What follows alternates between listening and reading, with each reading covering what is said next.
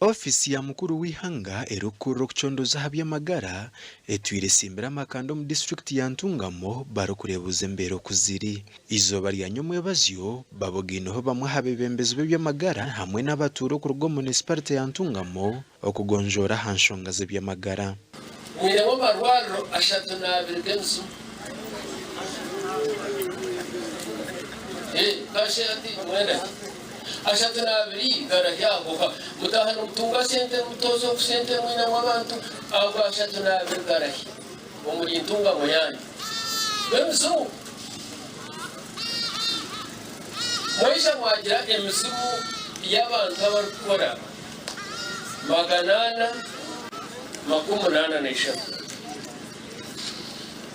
emisimu y'abantu teruho konka kushasura sente. Dr. Warren Namara obira kuri timu yo kuchondoza agambire mwahabe bashangira mu district ya Ntungamo. Harwo sente ezabuzire ez district mwine esente ezikusya billioni 3.2 billion shillings ezitakumanywa ezizagire mu district ati nanya karuma kanje bishemwe nanye ngukaraho President aliye kutora nangereza ngo RDC otari kurwanisa bushoma kuzungwataye kandi kabere kutaha.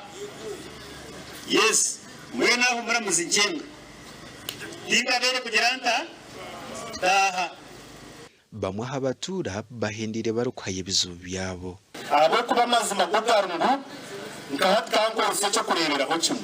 Tuyinamataka ngaho municipality bameya n'abandi bariya government tekine mwitaka bakagabagana kare umugozi wa government bayiro niga bekiro kwaruto kahamurimo atari murivu ubura ya kuskondinga